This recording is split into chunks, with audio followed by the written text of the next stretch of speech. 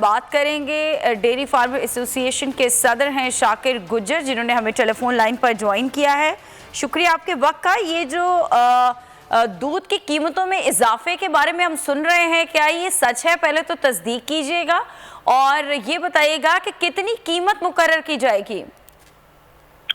यकीनन जी ये सच है।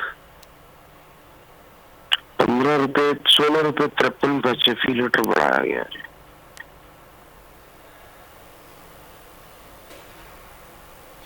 अच्छा, ठीक है, आप इस बात की तस्दीक कर रहे हैं कि दूध की कीमतों में इजाफा होगा।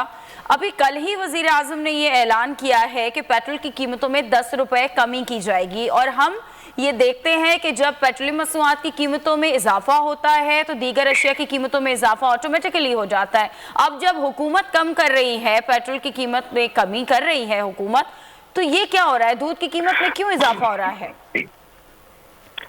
असल में जी हमारी पैदावारी लागत ज्यादा है।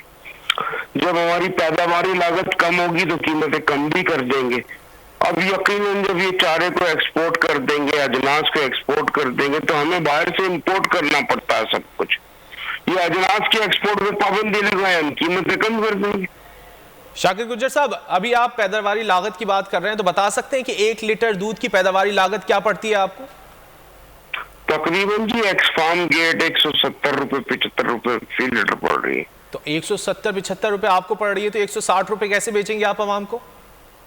यकीनन जी आगे रमजान है, फिलहाल हम कुछ नुकसान बर्दाश्त करेंगे और बकिया इजाफा हम रमजान के बाद करेंगे। यानी आप अपने तौर पर आवाम को रिलीफ दे रहे हैं, खुद नुकसान उठा रहे हैं आपके ख्याल में? यकीनन जी हम माजी में भी सब्सिडी देते रहे हैं, सारी जिंदगी से दे रहे हैं।